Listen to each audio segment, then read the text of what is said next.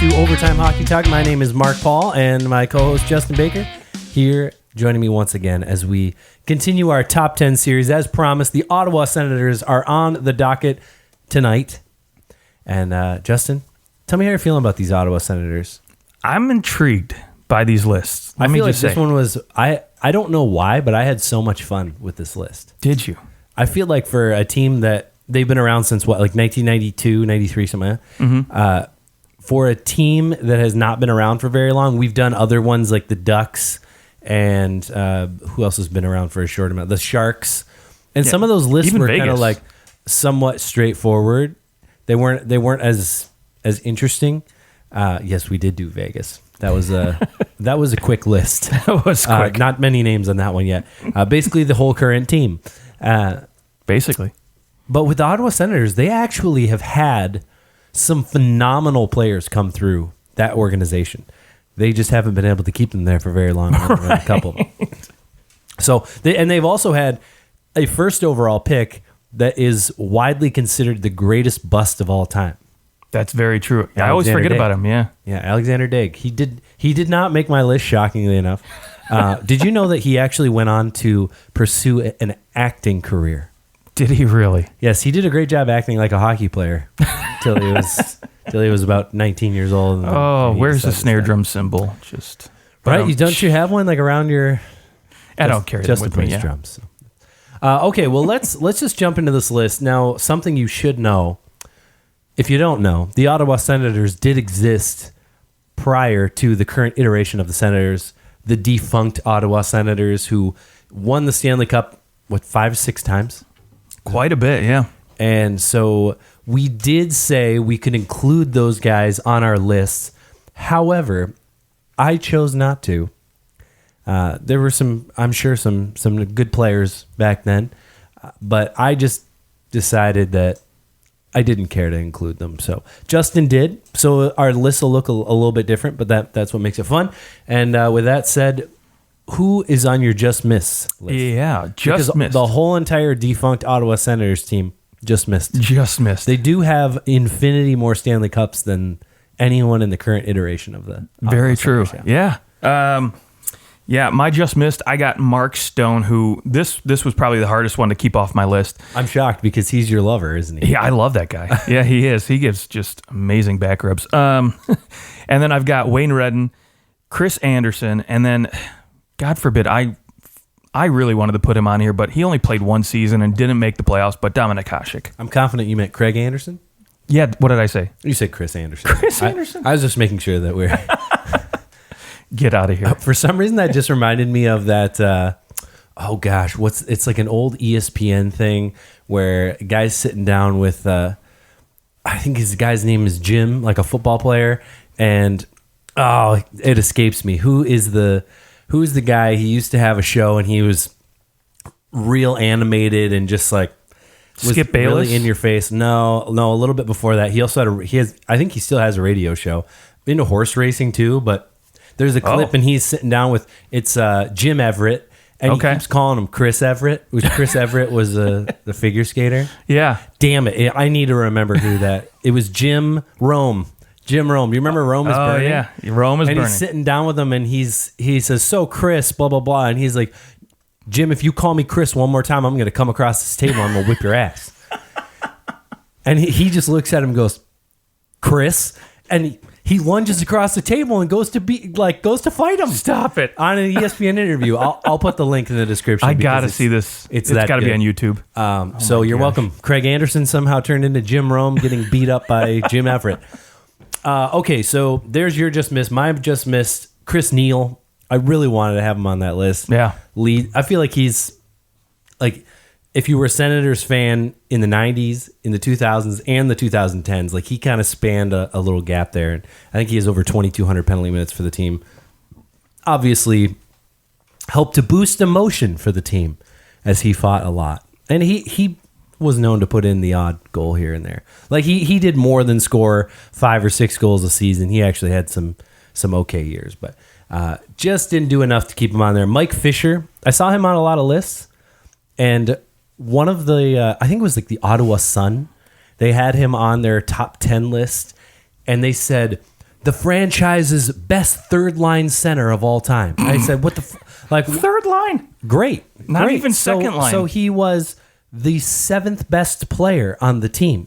Isn't that what that says? Like, or at very least, maybe the 4th or 5th Or best player 9th. on the team at the time. Just not enough. Really like him. I actually really like him, but not good enough to make my top Love 10. his wife, but Well, who doesn't? Another one that gives a good back rub. oh yeah. God. between Mark Stone and Carrie Underwood. I was gonna call her Carrie Fisher, but Carrie Fisher is the freaking Star Wars chick. Yes. And she's no longer with us, so she can't get Oh back my rubs anymore. gosh. Sean McEachern also missed my list. If you're a 90s Senator, late 2000 or early 2000 Senators fan, you know what Sean McEachern meant to this team. At one point was the highest scoring winger for the team until like a Danny Heatley came along, so, and Marian Hossa. But at one point he was the highest scoring winger. And then Radek Bonk, who was taken 3rd overall at one point, never really panned out, but is 6th all time in team scoring. So there's my just missed. I actually that's quite a few for that's not bad. Usually I only have 1 or 2. So Okay. with that said, I'll throw out my number 10 since he was on your just missed. Do it. And that is goaltender Craig Anderson, the only goalie that I have on my list. Oh, I thought you had Patrick Lalime in there somewhere. No, I thought about it for a second, but I mean, Anderson leads the team in wins, has a pretty nice, I guess, a resume in terms of what he's been able to do. Took the team to the Western Conference Finals and was really a goal away from going to the Stanley Cup Finals just about 2 years ago, and he has played very well in the playoffs. Always has played above his average in the playoffs. I mean, a 9.33, 9.18, 9.72. The guy had a 9.72 save percentage in 14-15 and got swept. That's impressive. He allowed 4 goals. Wow. 4 goals in 4 games. Sorry, 4 goals and they won 2 of them. Okay, that makes more sense. But I guess they didn't. They obviously didn't win, or he got hurt or something. Probably got hurt because that's what he looking does. at it, I was just, oh man, that's a series. But I mean, yes, he hasn't been the greatest goalie the last 3 years since that Stanley Cup final run, but really an integral part of the Senators for the last decade. So I included him on there because I feel like goalies need a little love, and he's the only That's my goalie that job. made my list. Yeah, no goalies on my list at all. Yeah, Yeah. I really wanted to toss Ron Tugnut on there just because boy. what a name. So we can make fun of that for half an hour. Yeah, that's Yeah. No, Craig Anderson not making my list. Just if he was a little bit more consistent, like we've talked about this in prior shows, but he's just always up and down. Like one bad year, then he comes right back with a stellar year, and then he's got another bad year. And so if there's maybe a little bit more consistency in his game year in and year out, he probably would have made my list. And that might be, a little bit have to do with the teams in front of him aren't always the best either. Especially these Senator teams for the last few seasons, not so hot. So, Yep. But.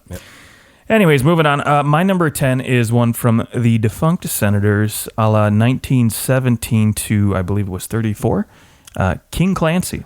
Okay, the old King Clancy. Yeah. Maybe better known for playing for the Leafs. Maybe, yeah. Or the King Clancy Award. I was going to say, yeah. The award comes to mind first. However, probably during their championship runs of that era, he was just one of their top guys. Very good puck mover, good skater.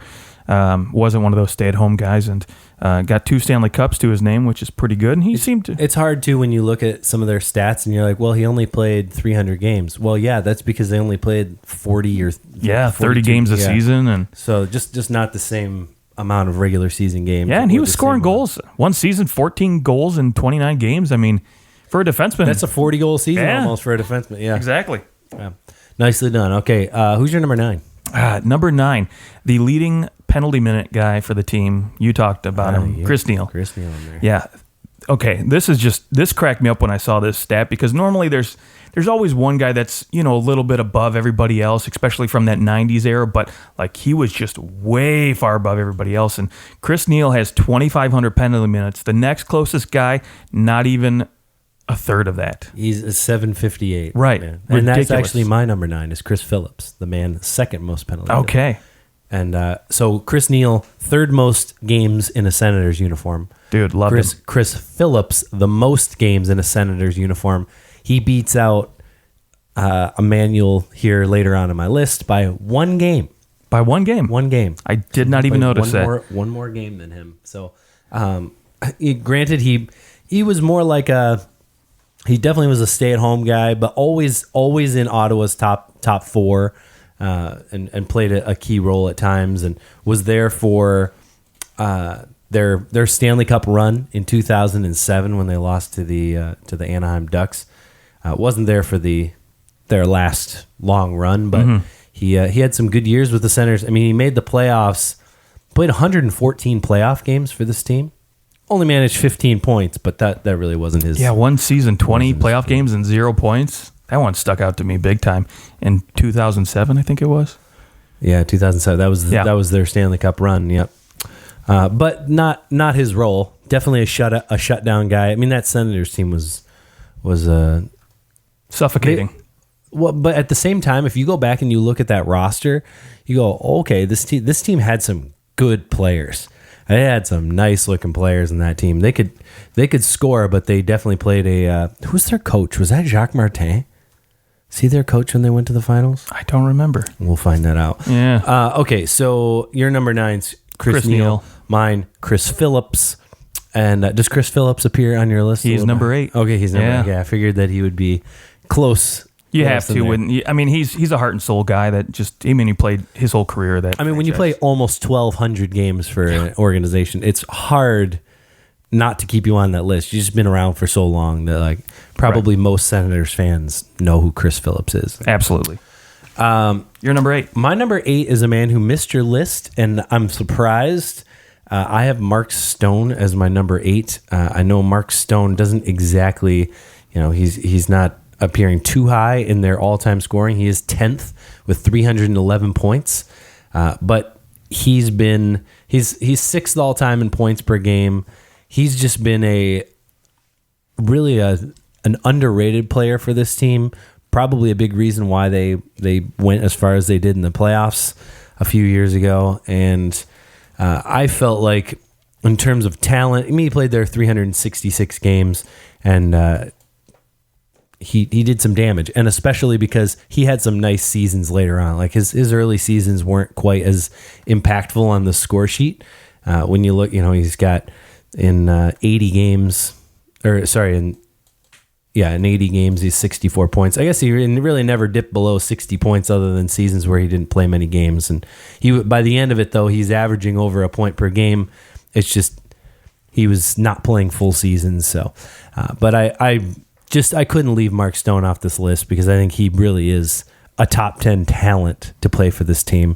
And unlike Dominic Hasek, who also missed my list, amazing player. Same with Zdeno Chara. He missed my list. Yes. Because he kind of comes into his own later on. But Mark Stone came into his own in Ottawa and was a dominant two-way forward for Ottawa while he was there. So he's my number 8. All right, fair enough. Well, moving on, shall we? Number 7, a guy who brought a bevy of riches to this team when he left, while also gracing them with a lot of riches while he was there, and that's Alexei Yashin for me. Okay. 4th all-time in scoring. Yes, 4th all-time in scoring for this franchise. Just a speedster, just amazing hands. This guy, it's funny, I went back and looked at the deal that brought him to the island, and the package the Senators got in return is absolutely crazy for a guy who the Islanders eventually bought out and said, see you later. Well, they signed him to like a 14-year huge deal. Yeah. But they got, in exchange for Yashin, the Islanders gave up Zdeno Chara, Bill Mucktull? Bill Muckler? Yeah, Muckler. Maybe that was it. And the second overall selection, which was Jason Spezza. Ah, okay. So they get Jason Spezza for Alexei Yashin. Yeah, Spezza that's right. Chara, I remember that. Freaking A. What a package. But Alexei Yashin, he had some freaking amazing seasons. Almost a point per game player in Ottawa. Yeah, just under. But his first few seasons there were still freaking, great, but he was still trying to find his own, having coming over from Dynamo Moscow and, a lot of Russian guys at the time too, trying to adjust to the North American ice was, a little bit different. Obviously it's not as big and, he had some adjusting to, but he still managed quite well. I mean, he moved the puck around and he could skate like no one else. And yeah, he just never really could find himself in the playoffs. And I remember that was really the knock on him, that it just wasn't happening for him in the playoffs. Those early 90s, though, mid-90s for those Senator teams, there wasn't a lot of talent around him to really help him out, I think. And that, one of the reasons why they never really were in the playoffs. Yeah, he had 5 straight seasons of 32 or more goals, 2 of those seasons being 40 and 44 goals. So he had a real nice stretch, mid-90s to the early 2000s, where he was just, even beyond that. But and too many other powerhouse teams in the East, too, to deal with the Flyers and, Devils. And you got to remember, like 1995, he comes in 94. He actually comes in during the lockout, and his rookie season, he had 79 points in 83 games. So I think he would have been playing in the second season for the Ottawa Senators. Yeah, very young. Is that their first year? Their first year was 92-93. Yeah, so their second year, he comes in. He leads the team in goals, assists, and points as a rookie. Ironically, Alexander Daig's best year, I think Daig had 51 points. I'm sure people in that year were thinking, all right, cool, this guy got 51 points. Like, Alexander Daig's going to be good. And that actually was his career high. He hit 51 points one other time for the Senators. And after that, it all fell apart. They said, see you later. He had 51 points a third time with the Minnesota Wild as well. But apparently could not eclipse that 51 point. But for a first overall pick, for a guy who was touted as what was he? He was like the Russian next one or something like that. I can't remember his nickname. It was crazy. But it was like the Gretzky Russian, and then he just really did not live up to that. Okay, so Alexei Yashin's a little bit higher on my list. Okay. I have Marian Hossa at 7. All right. I got Hossa a couple spots up there. Okay, so yeah, 390 points. He's 7th all-time in scoring, 390 points for this team.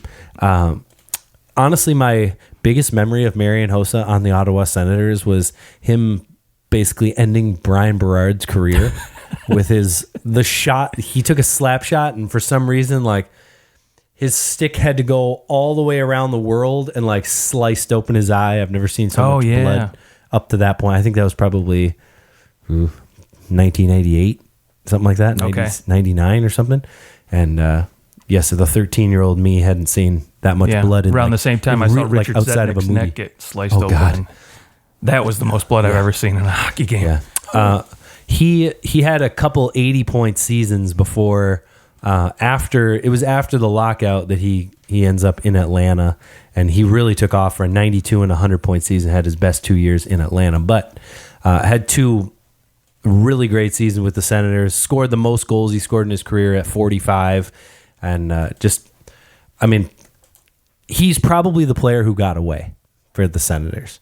I mean, if the Senators had held on to Marian Hossa, can you imagine if they had Hossa in 07? They would have. Yeah. They might have won the cup. Like, he could have been the difference maker. Yeah. But then, of course, his whole career would be entirely different, and who knows? He would have gotten that cup. Maybe he would have gotten that cup with Ottawa and stuck with Ottawa, and Ottawa might have. Who knows what would have happened to Chicago or Detroit or Pittsburgh? Yeah. Crazy. Okay, so who is your number? Did we say your number 7? We did say my number 7. We're on to number 6 now. 6. Yeah. So number 6 for me, another original Ottawa Senator player, and the only other one on my list, Cy Denny. All-time scorer, right? All-time scorer for that franchise, and not only that, but he's got quite a bit of hardware to go with it too.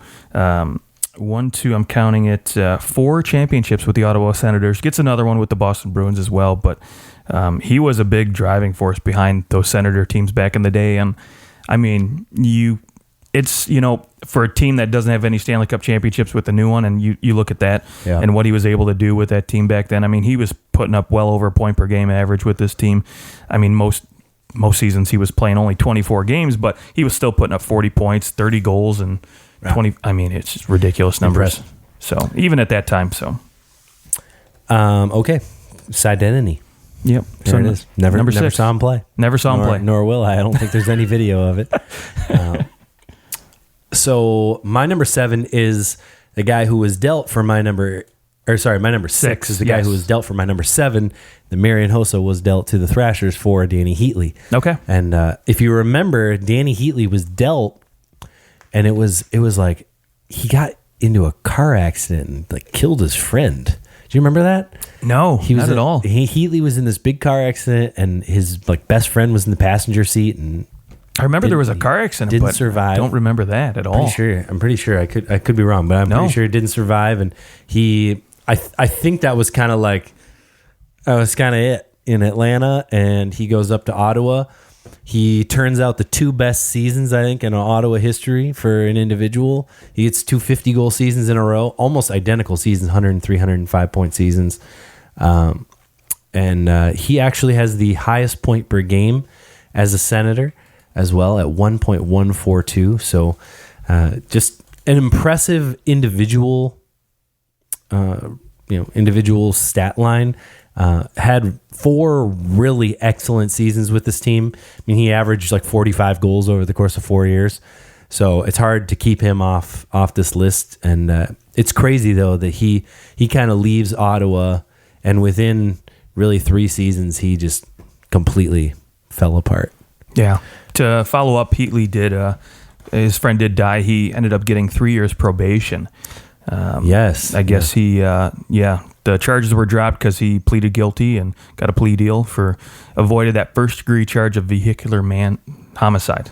So yeah, because I don't know if he was drunk or not, but he probably was. I remember it was a Porsche 911 that he crashed, and he just hit a wall going like... It was below the legal limit, but he was drinking, they said so. Well, I would do it. Yeah. Anyways, not to bring a damper into our top 10 list, but Danny Heatley... Okay. My number 6. You're number 6. Roll up to your number 5. Top 5. I'm going to go 5-4 here really quick because you talked about both of them. Number 5 for me, Marian Hossa, and number 4, Danny Heatley. Okay. When you look at both these guys, right, I mean, they were big pieces going back and forth with one another, I mean, in the trade. And I think just for me, like Hossa was a great two-way player, but Heatley brought that scoring touch that, Hossa didn't have. And those 2 50-goal seasons say it. And I mean, when I looked at the stat lines, I just thought, okay, well, Heatley brought a little bit more. Yeah. So yeah, Heatley had some incredible seasons, and to boot, it was during the time they go to the Stanley Cup Finals, right? So which really also helped. The best overall season for the Senators. He has a fantastic year. It wasn't one of those 100-point years. I think it was the year after his 200-point years where they went to the final, but he still had 41 goals. Right. In 71 games. Freaking. So if he had played all 82, he would have been a 90-point player that year too. But I'm wondering if my number 5 even made your list. No, he was on my just missed. We did talk about I didn't hear you say that. Well, my number 5 is Wade Redden, defenseman for this team. And I just remember... Now, a lot of people will remember Wade Redden getting dealt to the Rangers, and then he just fell off the freaking face. Yeah, sent to the minors and had to ride the bus for a while. He was getting paid. Remember, he was getting paid his full salary. It was like $5 or $6 million to play in the minors, and he had so many years left on his deal. But when you look at the consistency that he had as a center, like just pretty much always that mid-40s point seasons. He had a 17-point season as well.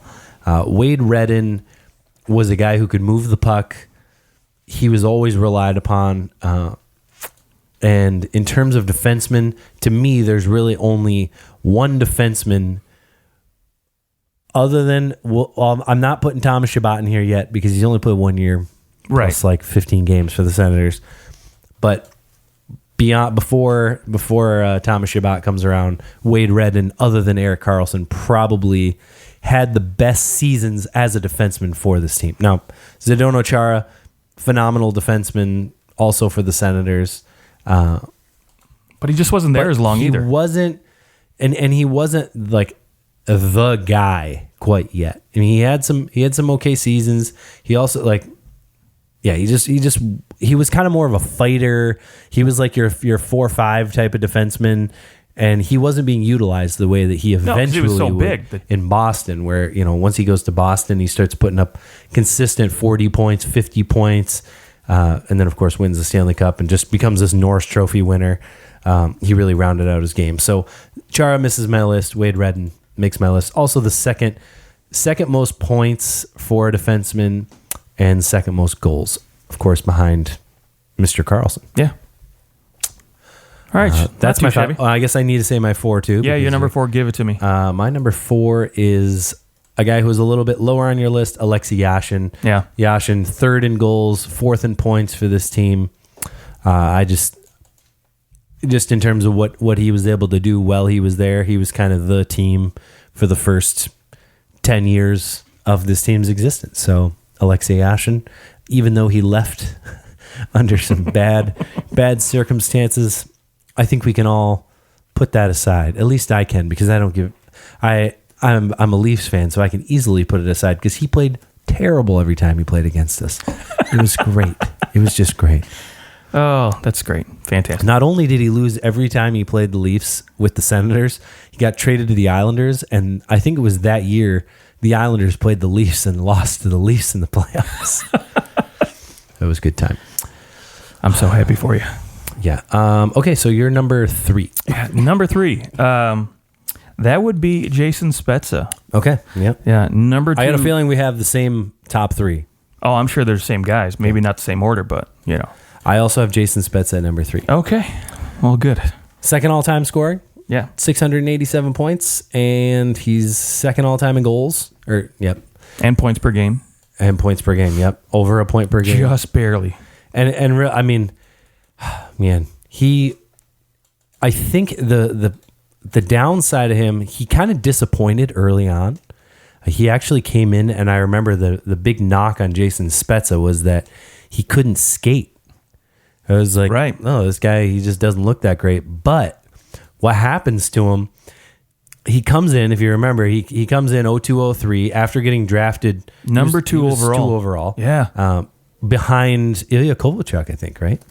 I believe you're right. 2001 draft, I think, was Ilya Kovalchuk. Yes, it was. He comes in, plays his rookie season for the Senators, and I guess, yeah, he plays 2 seasons, yeah. But he gets 55 points in 78 games in his second year. He goes to the AHL during the lockout, and he puts up 117 points in 80 games for the Binghamton Senators. Then he comes back to the NHL, and it's 90, 87, 92 point seasons, and that Lights was out. I mean, he was unbelievable those 3 years. Didn't quite get the.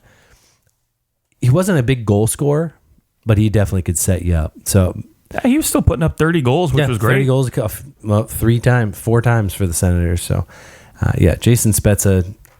In terms of a second overall pick, even though he ended up having he's still playing. He's had a good career. I don't know if I would say that he met all expectations.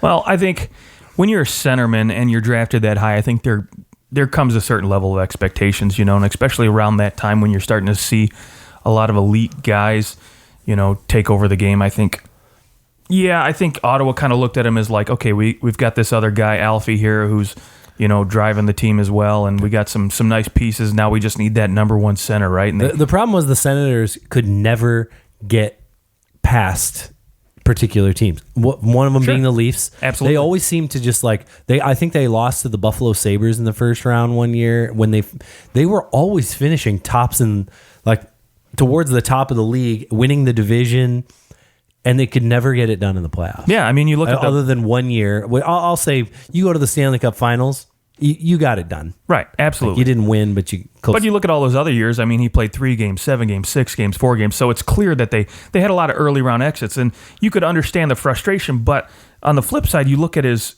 production, he was still producing for the team. He was pretty good in the playoffs. Yeah. So you can't really knock him for not showing up. You know, I mean, there are other guys who, you know, are more highly touted or, you know, just as highly touted that don't show up in the playoffs. And so I think he met expectations. I think anytime you draft a guy, you know, in the first top 5 and he still plays that amount of games for a team, you know. Yeah, about 700 games. Yeah, it's friggin' impressive. So it's not that he's a disappointment. It's that I think the expectations maybe are so high for that pick. But the second overall pick at times can fall short. Like a Sam Reinhart, he definitely hasn't met expectations. Right. He's fine.